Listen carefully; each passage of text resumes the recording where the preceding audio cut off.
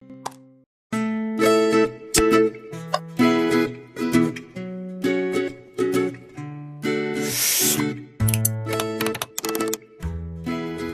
name is Bismarck Lepe. I'm the founder and CEO of Wiseline. Thank you for coming. The office isn't quite ready yet, but it looks pretty cool, doesn't it? Right? It's going to be awesome. So I'd like to thank everyone who helped organize this event. I'd also like to thank the Wiseline, the Wise Services team that has really made what we want to do here in Guadalajara possible. So for those who don't know me, a little bit of background.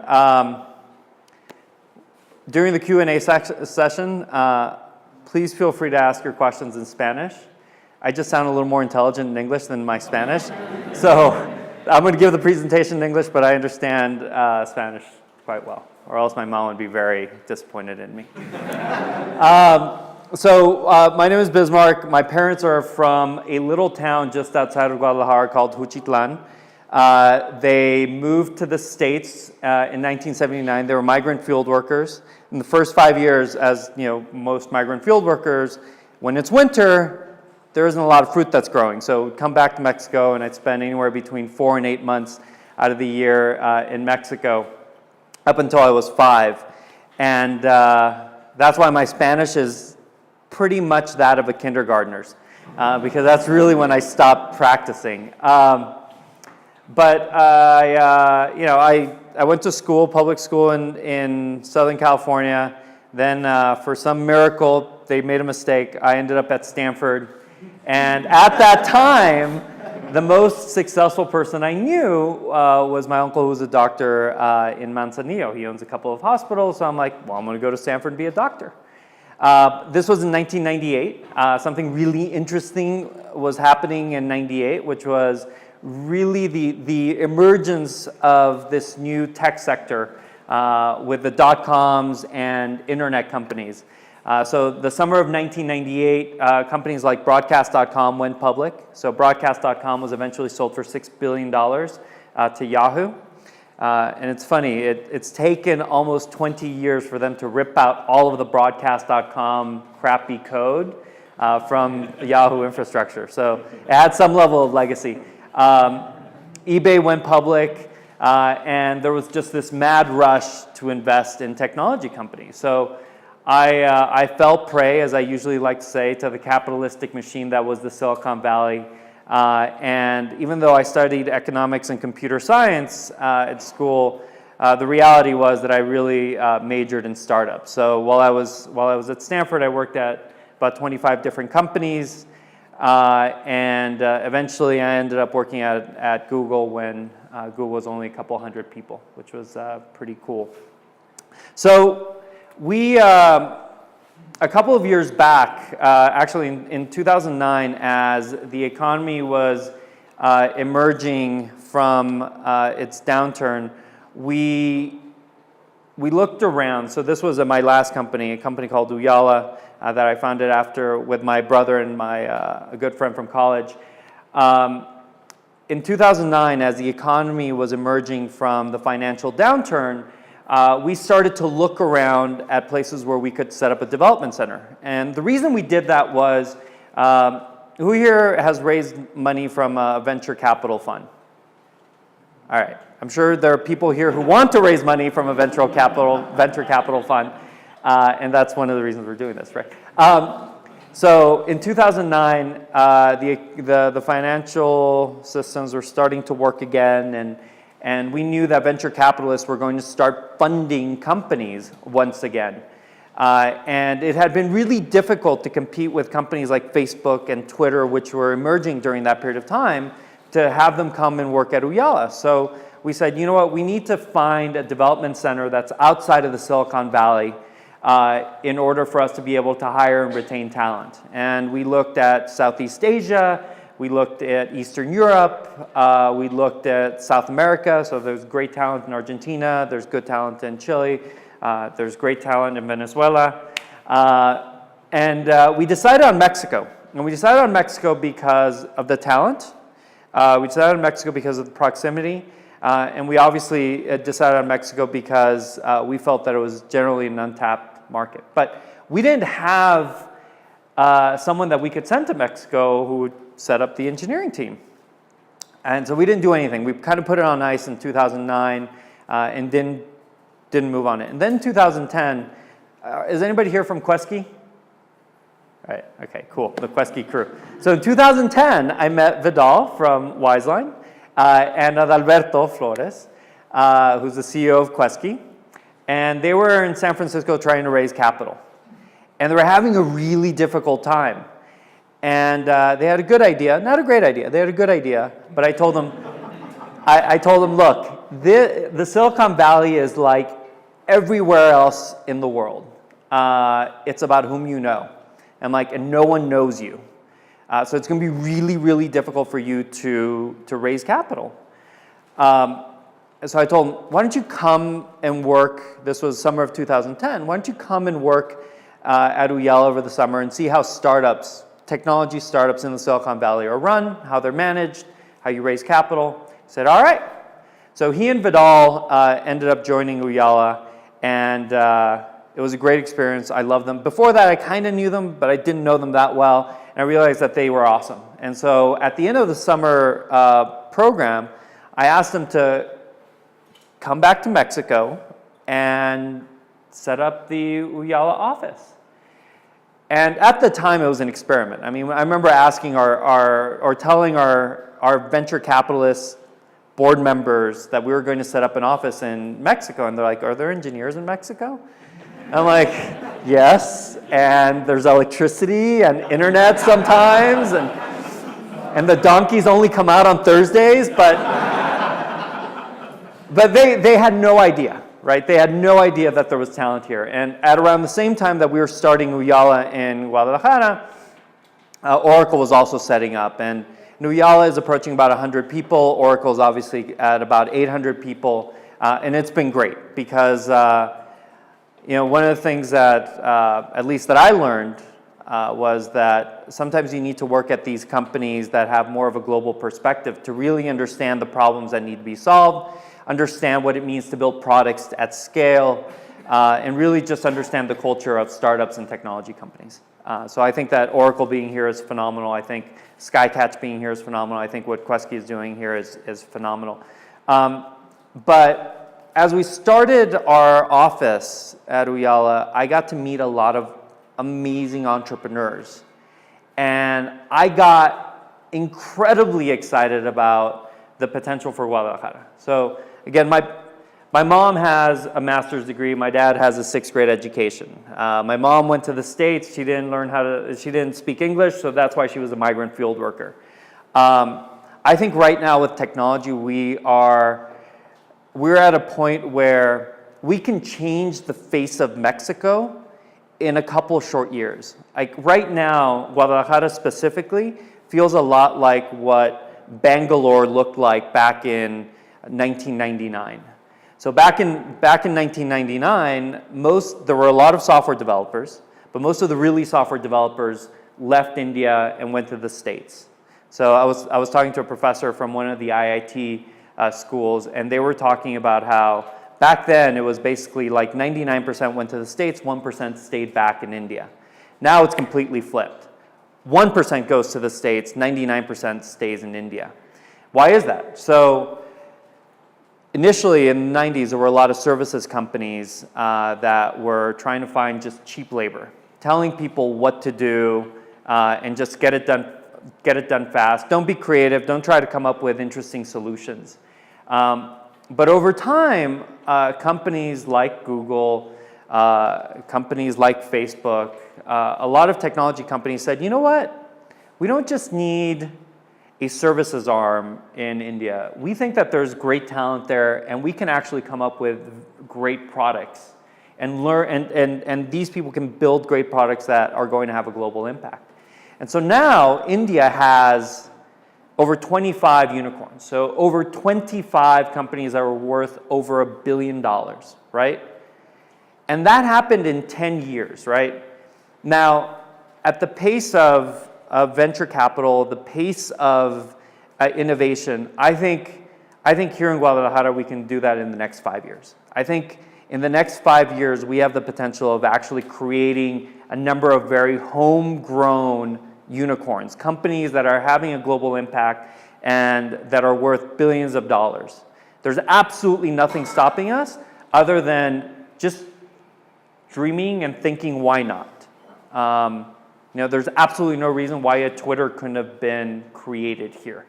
There's absolutely no reason why a Snapchat couldn't have been created here. There's absolutely no reason why a Slack, that's really more in the B2B space, couldn't have been created here. And so I'm, in the last couple of years, I've seen the type of talent and the amount of talent continue to grow, which is really exciting. And a couple of years ago when we started Wiseline here in Guadalajara, we also started this foundation called StartupGDL. As most companies go, it takes a little bit of time to actually build up a company. So we've been very focused on making sure that Wiseline continues to grow and become something big. So we had put StartupGDL a little bit on the side, a little bit on the back burner.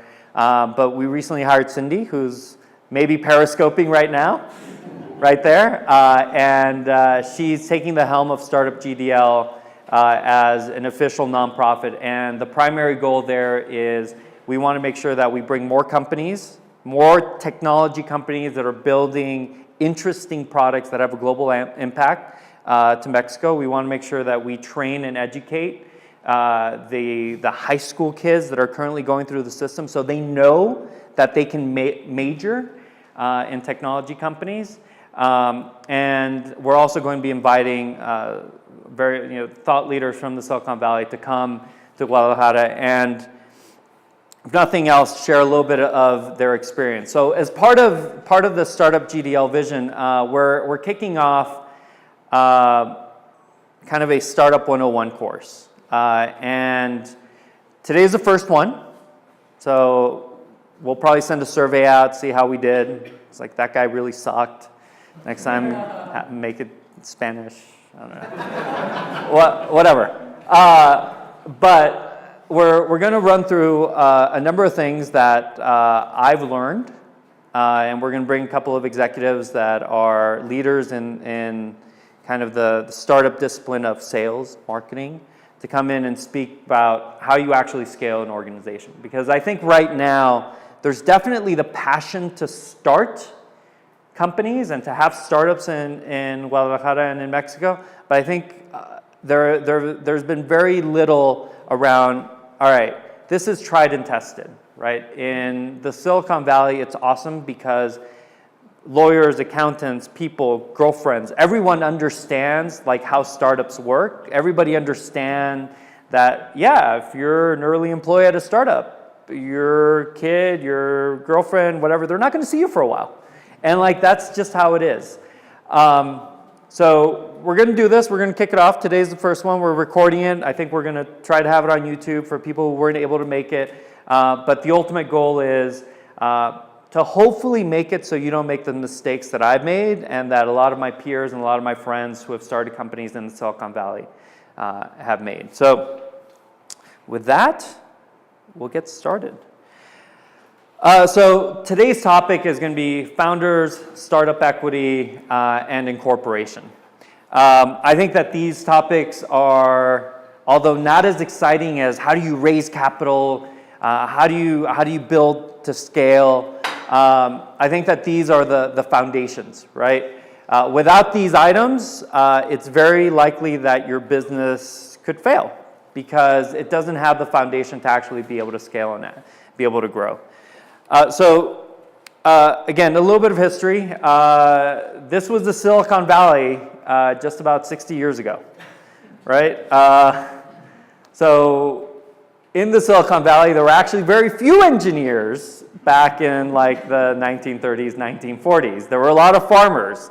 It was actually called the Valley of Heart's Delight up until the 1970s when someone coined the name Silicon Valley because at the time it was very focused around chips, chip design, chip manufacturing. But from these foundations, you had Stanford, and at Stanford there was this professor whose last name was Terman, And he basically brought Hewlett and Packard together and gave them a little money and said, hey, you guys should start a company. It seems like you have interesting ideas. And from HP, you had some employees that worked at a company called Shockley. So Shockley was one of the first guys that worked on transistors. And so I don't know if he won a Nobel Prize. I think he did win a Nobel Prize. The guy was brilliant. And he was working on the East Coast, came out to the West Coast because he had a respiratory problem and he preferred the weather in Silicon Valley. And he started Shockley Semiconductors. And then Shockley hired a couple of other folks, including Andy Grove. And from there, those people who worked at Shockley got really annoyed with Shockley because he was a megalomaniac and he was a little crazy and he was really more focused on himself than like the company. So they went to this company that actually made cameras. And they said, hey, you have a manufacturing line. This transistor thing is going to be very, very big. How about you start something in transistors? And the guy's like, all right, why not? The guy was wealthy, right? So he's like, oh, I don't care. And so they started Fairchild Semiconductors. So you went from kind of HP early employees, then Shockley, then Fairchild Semiconductors, and then it just kind of blew up because 1950s was also the time of the Cold War. And so the US government was spending a tremendous amount of time and money on figuring out how they could get ahead of the Soviet Union. So early on, the primary customer for a lot of these things was the government. That was about 80%. Like 15% was the media industry.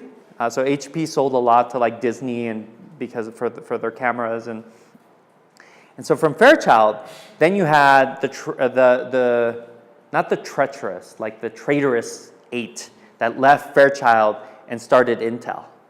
And that's when what we know of as the Silicon Valley really got going. So at Intel, you had Andy Grove and the team really set up a lot of the things that we now kind of take for granted in the Silicon Valley. I think here in Guadalajara, it's still fairly new.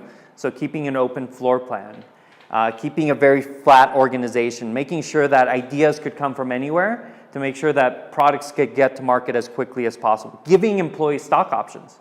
And that really made the Silicon Valley great because Intel obviously did very well. But when Intel did well, so did its employees. And so its employees left, and they had, they're like mid-30s, and they're sitting around with, a couple $100,000 in the bank, couple $1 million in the bank. So what should we do? Some of them went out and started new companies. A lot of them started to invest in other companies. So as we look at Guadalajara, we're not that far behind. I mean, we've been called the Silicon Valley for pretty much as long as the real Silicon Valley has been around. So I think we can catch up very quickly. So the first topic that we'll discuss. So we obviously have Larry and we have Sergey, we have Hewlett and we have Packard. So there's this idea of co-founders, and if you look at Microsoft, you look at Facebook. For the most part, companies are started with co-founders. At my first company, well, not my first company, the first company that received some level of success, I had two co-founders. I had my younger brother, who was studying at Stanford and was working at Google at the time. So he had to leave Stanford and Google, which didn't make my mom very happy, but she's okay now. And a good friend from college.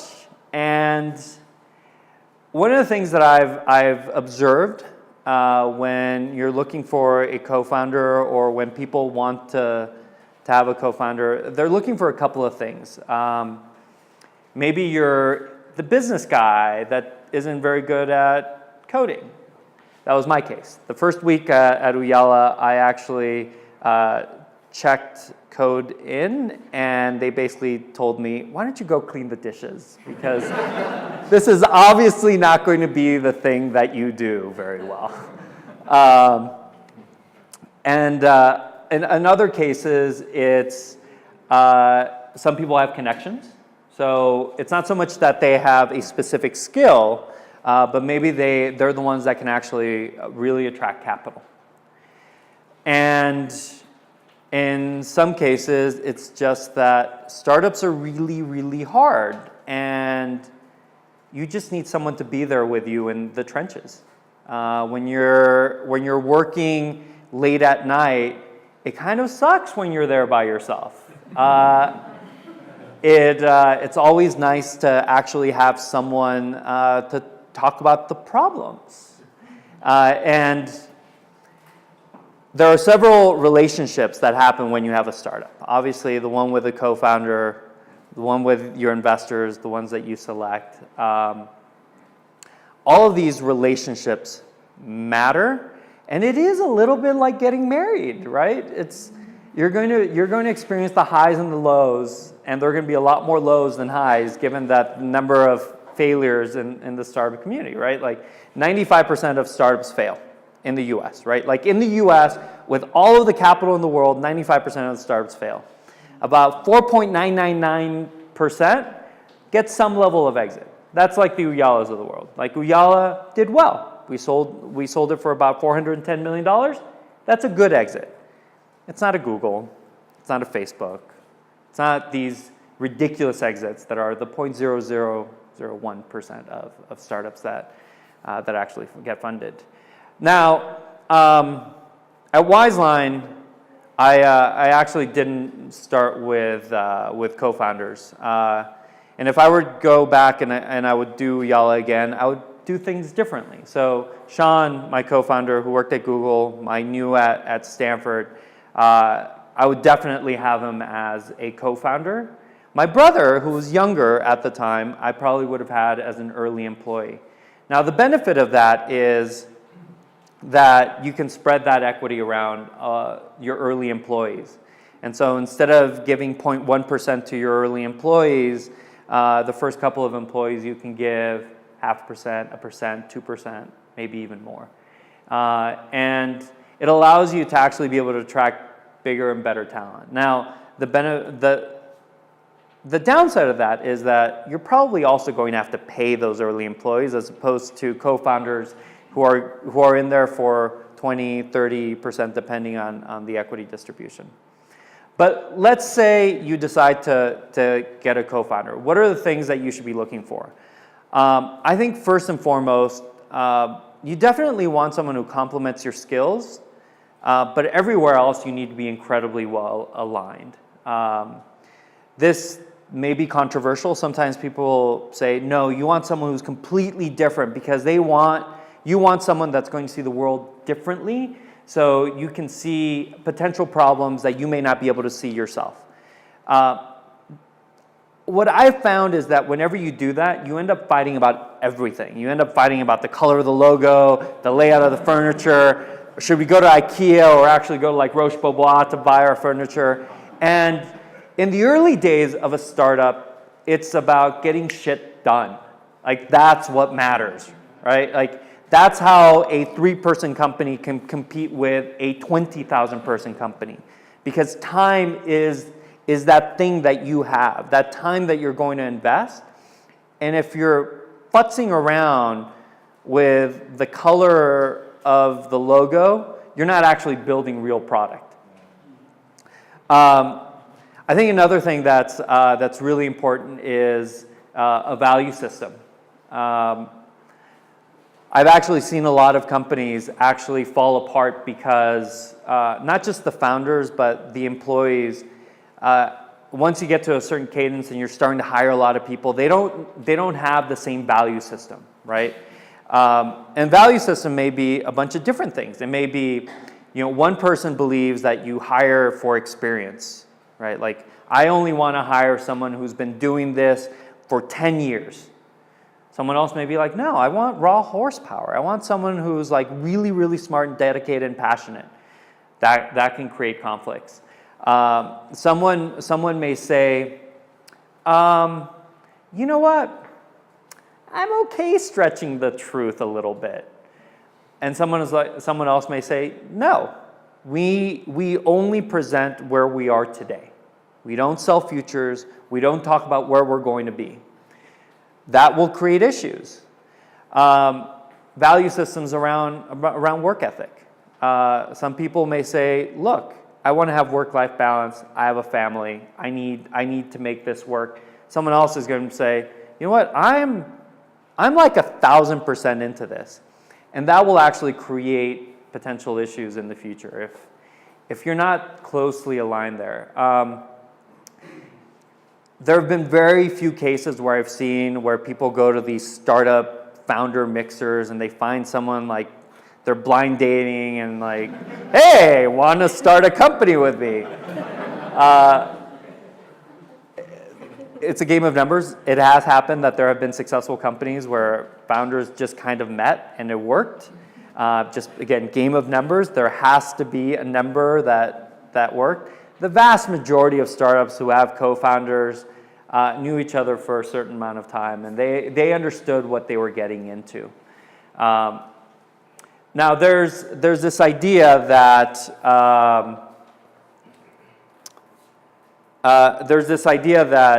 venture capitalists aren't going to fund you if you don't have a co-founder. It's this whole notion of if you couldn't convince someone else to join your business, why do you think we're going to invest in your business? Like you couldn't convince someone else to get stock for free, why are we going to pay? And I actually think that that's a fallacy. I think it's if you can get a team around you and your idea, it doesn't matter if they have the label of co-founder or not. That's actually what matters. Now, equity. So who here has a startup? Who here has tried to start a company in the past? All right. So let's assume you have a co-founder. The topic of equity usually comes up. Like, how much do you give your co-founder? Like, let's say you have the idea and you bring someone else in. Do you give them equal stake? Or because you have the idea, you feel like you should get 90%? So in my case, at Uyala, I had more equity than Sean. Sean had more equity than my brother. And it was a bad idea. Fundamentally, I believe that if someone's going to be your co-founder, the two of you should have pretty much equal stake. There can be a marginal difference, like Larry and Sergey. Larry has more than Sergey, but in the grand scheme of things, it's like less than a percentage difference. And it was because Larry came up with PageRank. But they were co-founders. They had pretty much equal stake in it. That's my belief. Doesn't mean that this is the way things should be done or the way that things are always done. Another belief out there in terms of equity distribution for co-founders is a third goes to the person with the idea, a third goes to the person who came up with the capital, and a third goes to the person who builds it. And if everybody's doing a little bit of everything, then you kind of mix it up based on that. That's a little bit of what we ended up doing at Uyala. And again, I think in the long run, it kind of hurt the working dynamics within the founding group. So let's assume you don't have a co-founder, or you do have a co-founder and you want to bring in early employees. Typically, what's given to early employees that are at a senior level or a certain level is, and this is like the first 3 employees, right? Like the first 5 employees, is between 0.3% and about 5%. Anything north of that, you're probably trying to hire someone that isn't the right fit at that time for your company. Like you're trying, so eBay, when they brought in Meg Whitman, the company was taking off and they gave her 10% because she had a very senior job at Procter & Gamble, and for her it was going to be a very big gamble to go and work at a startup. And so eBay kind of looked at where they were going. They knew they needed someone with a tremendous amount of experience, and so she ended up with 10%. Again, that's the exception, not the rule. But again, as I mentioned earlier, if you don't have co-founders, you have a lot more equity that you are able to distribute across the early set of employees. And I would say that, the adage of 70% of nothing is nothing, and 25% of a multi-billion-dollar company is a hell of a lot more than nothing. So don't be stingy, especially when you are starting out a business. So the next item I want to talk about is incorporation. So venture capitalists look for repeatable models, right? And anytime something looks a little bit different, a little bit off, that may be reason enough for them to actually walk away from the investment. They may actually say, you know what, this just doesn't work very well. And so I remember when we were starting Uyala, we had just come out of Google, and we debated for like 3 or 4 weeks, like, do we set up a partnership, right? Partnerships in the US are called LLCs. And the reason that you set up a partnership is that you can funnel all of your expenses through your income, and you're able to write off a lot more of your daily expenses as opposed to just taking it in as salary. So the tax treatment is significantly better in terms of a partnership for the individual than if you're incorporated as a Delaware C Corp. And then we went and spoke with this guy named Ron Conway. So who here knows who Ron Conway is? So Ron Conway is considered the godfather of the Silicon Valley. So he's invested in over 1,000 companies. He invested in Google, he invested in Facebook, he invested in Snapchat, he invested in Twitter. Like, he's that guy, right? And he's awesome. And he invested in Uyala. And we went, we're like, hey, yeah, we're talking to the lawyers and we're trying to figure out if we should be an LLC or we should be a C Corp. And he's like, what the fuck are you doing? Go build a product. Actually, he didn't say fuck, but that was my color commentary. He's like, what are you doing? Go build a product. He's like, look, if you're going to raise capital in the next 12 months, Delaware C Corp. That's what venture capitalists know to invest in. So if you're going to raise capital, become a Delaware C Corp. Here in Guadalajara, so at Uyala, for Wiseline, for Wise Services, the structure is we have Wise Services Incorporated that owns Wise Services International, and those two own a corporation here in Mexico that's Wise Services Mexico. Because in Mexico, you need to have 2 shareholders in order to set up a corporation. We did the same thing with Wiseline. We have Wiseline Incorporated, Delaware C Corp, Wiseline International, Delaware C Corp, that both own Wiseline Mexico. We all have the same structure. And this allows us to continue to build product in Mexico and not have any IP issues as Wiseline owns all of the IP, and obviously that's where the investors are investing in. Now, your employees should also get equity. I mean, if you're a startup and you're not educating your employees about equity and the value of equity, you're doing something wrong, and I want to talk to you, and I want to beat some sense into you. Seriously, because that's how we change the face of Mexico, right? Like, we want a couple of the Wiseline, Wise Services employees in a few years go, all right, guys, I learned a lot, thank you. And I have this idea because we were working with this customer, and there's this gap in the market, and I'm going to go work with, I don't know. I'm going to go work with Juan Pablo or Alberto, and we're going to go start that company. And I want to say, you know what, that's a really good idea. I want to fund you. And I want them to be successful, and I want them to give stock to their employees. And then they're going to be successful, and their employees are going to have capital, and they're going to be able to invest in more startups. And that's how you have the Intel effect, right? Like, that's how you have the Fairchild effect of, in a very short amount of time, you actually build an ecosystem that is producing unicorns. And it's not just an economy or a center of technology for services. So that's my goal, and that's my aspiration. And I hope that, and if you work at one of these startups and you're not getting equity, you should talk to your managers. And then they can come talk to me.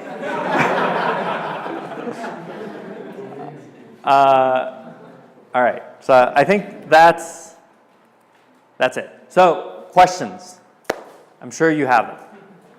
Diego. Why Delaware? They just have better tax treatment, very quick and easy process to get incorporated. Mexico's doing a reasonably good job here. They just recently launched the SAS to be able to incorporate online in a couple of hours as opposed to having to talk to a lawyer and an accountant and a notary.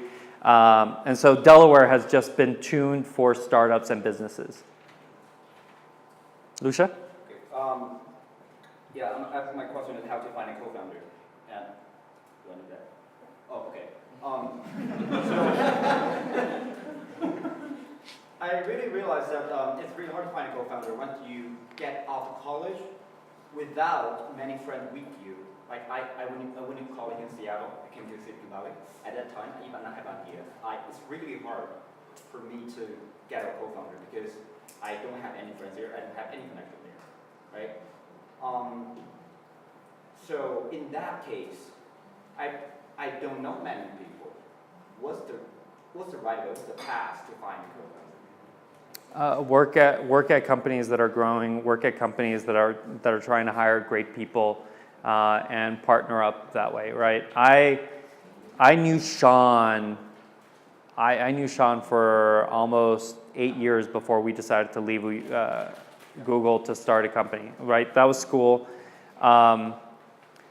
But there were a handful of people that I worked with at Google that I even if I had only worked with them for a year or so, that I potentially would have started a company with them. And so for me, Google was at that time, because again, Google today is very different, right? It's become a job it's a great job. So I have a lot of friends who work at Google. Google's a fantastic place, Larry and Sergey, in case you're watching. I actually got in trouble once in 2008. You can look it up. It was 2007. I was in the Wall Street Journal as being quoted, Google's just not cool anymore. Like most of the recent grads think of it as the Borg, the man. I got a couple of phone calls about my quote. But I think at Google it's really difficult to actually see whether or not people are going to be willing to work their asses off, to really see if people are going to be creative, to really see whether people can weather the storm. Because life's really easy at Google. And if you want a job, it's a phenomenal place. Facebook is a phenomenal job. You're not going to meet the same type of people. The people that go to Facebook and Google now are not the ones that would have gone there in the early days of Google. You mentioned the example about Quesky staying at your company as a kind of accelerator. What's your view on accelerators? Is it a requirement or not necessarily? I believe there's only one accelerator that really matters, and it's Y Combinator. And the reason Y Combinator matters is because, like I told Adal and Vidal when they came to the Valley, no one knew them, they didn't know anyone. Y Combinator is like the Stanford or the Google of accelerators. So as soon as you have the Y Combinator stamp, it makes it much easier for you to get funding, because someone else has done the vetting, and Y Combinator has already produced a lot of unicorns. So people are like, well, if they got accepted to Y Combinator, they must be good, which isn't always the case. But again, game of numbers. What we're trying to do here with these classes is to actually try to impart some of the knowledge of what's happening in the place where the vast majority of capital and startups are being started, right? One of the problems that I've seen with accelerators, like 500 startups out of Mexico City. The guys that were providing the guidance had never started a company before. They hadn't really lived in the Silicon Valley. And it just didn't work out. Like they shuttered 500 startups in Mexico City. And so I think it's really important for you to see who are the people who are providing you with the guidance. Again, just because they have experience doesn't mean that they're right. And more often than not, the entrepreneurs who have been successful, they had hundreds, maybe in some cases thousands of people tell them like you're crazy and you're wrong, including their family and their friends and their girlfriends and boyfriends, right? Like people are going to tell you that you're crazy and that you shouldn't be starting it. But at least people who have been there before understand 80% of the mistakes that you're likely to make. Which are the advantages that now the environment in Guadalajara has to avoid the early mistakes that normally Silicon Valley had, like in the beginning of the startups? Now with all the knowledge that's coming here, which are the advantages of this environment? I think the flow of information is just much better. There's a lot more open source technology. So back in 2010, it was really difficult for us to hire people because people wanted to go work at Oracle, right? Like it was a safe job. People wanted to go work at IBM. It's like, I can tell my mom that I'm working at IBM. Like, what the fuck is this? Like, you're a little startup. Like, who knows you? Like, I can't tell my friends that I'm working at this like 3-person startup. I think Adal and one of Adal's friends, so Adal, CEO of Quesky, I think one of his friends actually told him like, aren't you ashamed to be like doing this thing, like this startup? It's not a real job. But that was the environment in 2010. And I think a lot has changed. And a lot of that is just there's more information that's available for people who want to start something. I think there's a lot more open source technology that allows you to build on the same platforms or to the same scale that a Facebook or a Google are building. I mean, back in 2010, you could really only find guys that were programming in .NET. Right? Like that was it, because Microsoft had infiltrated the rest of the world. And so .NET was the technology. There were a handful of people who were doing really cool and interesting things, but it was .NET that was being taught at schools, but things are different. And because of the flow of information, things are different. Things are moving much, much faster. One thing, and at the next session, we're going to talk about raising venture capital. I've also been very impressed with the investment ecosystem that's starting up in Mexico. And so I think the venture capital ecosystem today is like the venture capital and investment system that the Silicon Valley had back in the 1980s. So a lot of the term sheets were very predatory. They were very one-sided in favor of the investors, but there was more capital. It took the Silicon Valley 20 years to get there, right? So in the early 1970s, the US government opened up pension funds were now allowed to invest in these types of asset classes, which are venture capital or angel investing. And so it was in the early 1970s that people really started to experiment investing other people's money that were nameless and faceless. Mexico just started that about 3 years ago, right? Like 3 years ago, the pension funds were opened up to be able to invest in these types of asset classes. And we went from having like 4 really reasonable venture capital funds to about 40 in 3 years. And I think one of the things that has benefited Mexico is that it's faster to get from Guadalajara to the Silicon Valley than it is from New York to the Silicon Valley or from Mexico City to the Silicon Valley. And so the guys are learning, and some of the early funds actually were funds of funds. So they were investing in venture capital funds in the Silicon Valley, and they were learning very fast. So I think like in the next 2 or 3 years, you're going to see term sheets that look more like Silicon Valley or at least New York term sheets, and in the 5 to 10 year time span, you're actually going to see very much the term sheets that you would normally see from a Silicon Valley fund.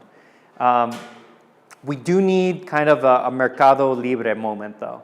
We do need a startup that just takes off and does incredibly well and goes public in order for more of the US VCs to come down and create a competitive environment.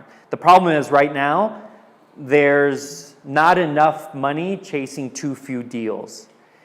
And in the future, a handful of you guys have awesome startups that we're interested in investing in. There will be obviously more startups, money chasing these startups, and that will skew the terms in the entrepreneur's favor. Any other questions? Yeah, Nesta? we have a product that mainly sells abroad, not Mexico. So in terms of incorporation, would you recommend to do it first in Delaware and then do something back in Mexico? So we were discussing how we should approach that matter, because our product doesn't sell in Mexico. We only sell outside Europe, US, Australia. Well, if you're going to have Mexican employees, you obviously need to have a way to employ them. So you need to have some kind of legal structure in Mexico in order to be able to do something. So, but the holding company can and probably should be in Delaware. Again, right now, 50% of all venture funding happens within a 40-mile radius of Stanford. 50% of all venture capital funding. Like everybody talks about Tel Aviv and Tel Aviv having a lot of great startups. Tel Aviv does like Series Seed and A, but as soon as the startups and the entrepreneurs need growth capital, they go to the Silicon Valley because that's where the money's at. And so you have to assume that if you want to build something big, something great, you're eventually going to come across investors that are in the Silicon Valley. And again, they're familiar with Delaware C Corp structures. So first step would be in Delaware, then do the Mexico thing? Yeah, so again, similar structure, and we've worked with Baker McKinsey as a legal firm, and we've actually been working closely with them because the first couple of times it was more expensive to incorporate one company in Mexico than it was to incorporate two companies in the US. And in the US, we're working with big law firms, and it's like, wait a minute, why is it more expensive in Mexico? So we're working with them to come up with a playbook to help startups just get up and running quickly. So there's like a fixed price sheet, this is how much you're going to spend, and we'll set up the Delaware C Corp, the international, and the Mexican structure. Any other questions? How do you find your early investors, and what time is good to go outside and start looking for? Yeah, we'll talk about that in the next session. Yeah, that's going to be raising capital is going to be the next one that we're going to cover, and that'll be in about a month. What are the requirements for us as Mexicans to create a Delaware C Incorporation? With NAFTA, everything became much, much easier. Okay. Yeah, so the Baker McKinsey crew can actually help you do that. Okay, thanks. Nusha? You mentioned that one of the co-founders choice can be someone with a lot of connections. Can you talk more about that? Because personally, I have different feeling about that. If we have someone, if we just need someone with a lot of connections, we can we can get a friend like that or get a consultant like that. If we cannot have the skill set in that, then is that a good choice for the co-founder rather than a consultant, a friend? I would, look, if you hire them as a biz dev person and you give them 2 to 3%, you don't have to bring them on as a co-founder if the primary thing that they're going to be offering are connections. But everybody complains about Mexico only being run based on whom you know, and the Silicon Valley is the same way in terms of investing. It's much easier to raise capital if you grew up with Paul Graham's kids or Paul Graham's, right? Like they're just going to make the calls and they're going to vouch for you, right? Like we'll talk about investments and raising capital, and like most investors, actually I would say all investors either invest in people they know or in introductions they receive from people they know that and trust. If you're a complete outsider, the only way that I found, again, everything that I say here is based on my experience. I'm not saying like this is the law of the land. I haven't done a statistical analysis on every single, but it's rare that someone just emails into a VC and they're like, oh yeah, I'll invest in you. Like that just doesn't happen. And I usually say, and we'll discuss it next time, right? A really good way to start building relationships is asking for advice, right? Like Pitbull says, right? Ask for money, get advice, ask for advice, get money twice. And it's actually kind of true, right? So connections, if someone, that's the only thing that they're bringing, I would bring them on as an early employee, give them a couple of percentage points, and give them a biz dev title. Bob? So you got an idea. Do you build the prototype proof of concept and try to see if there's any smoke, or do you do the market research, try to find a partner, try to find interest, or it depends? Yes. Okay. Right. At Uyala, we were one of the first group that left Google, and so we left, and people just started writing us like, hey, we'd like to invest in your company. We're like, we haven't told anybody what we're doing. So it really does depend. Obviously, the farther along you are, the easier it is to invest. Now, there is also this idea of selling the dream, right? And there is this like fine line when you're getting going and it looks like a really promising market, a really promising approach to the market with your product, and people are like, you know what? I agree. I think that makes sense. So you can sell that future, and you can potentially get, on an idea, a multi-million-dollar valuation, potentially, right?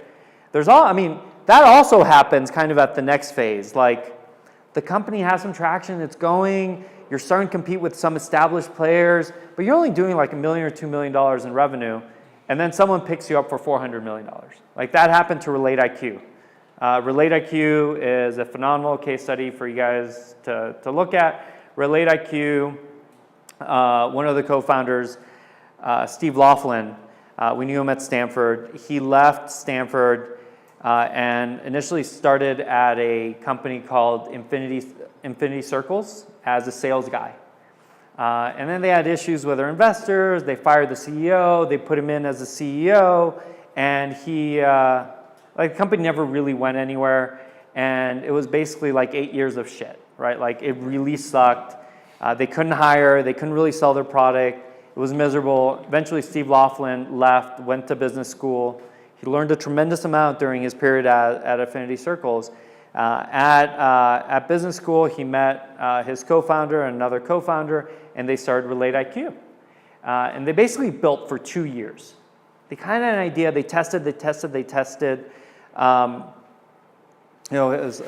It's Steve and Steve, but the other Steve, he grew up with Bill Campbell. You guys should also look up Bill Campbell. Bill Campbell is the CEO whisperer. Like, he sat on Apple's board, he sat on Google's board. Like, he's the guy that speaks to the CEOs. So Bill Campbell, he grew up with Bill Campbell's kids.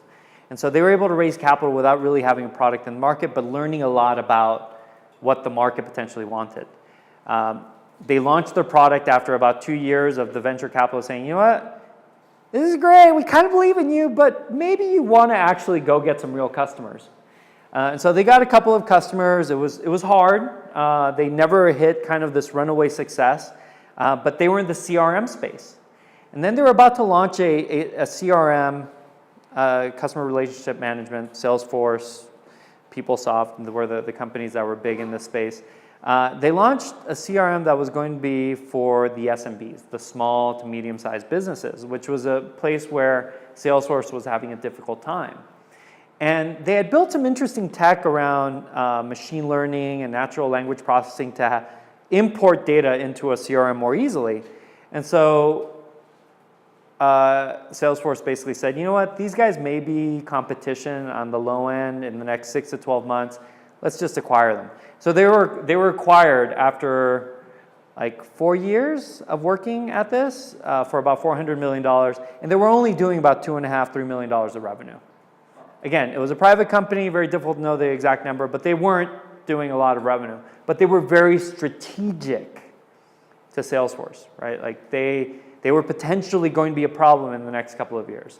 And so Salesforce was able to pick up really good machine learning and natural language processing engineers, and potentially a product that they could go sell to SMBs.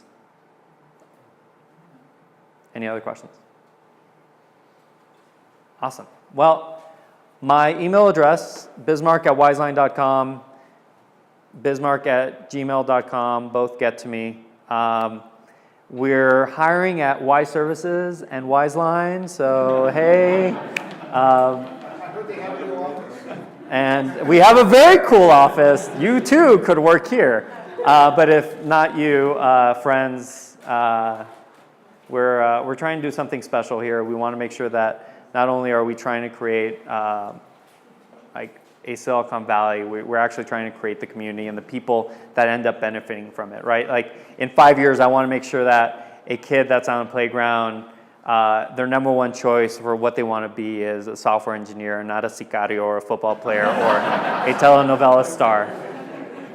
Because this is, I mean, anybody and everybody can learn how to code on YouTube now. And so this is something that's incredibly approachable. It's something that can change the face of Mexico very fast. So, all right, thank you.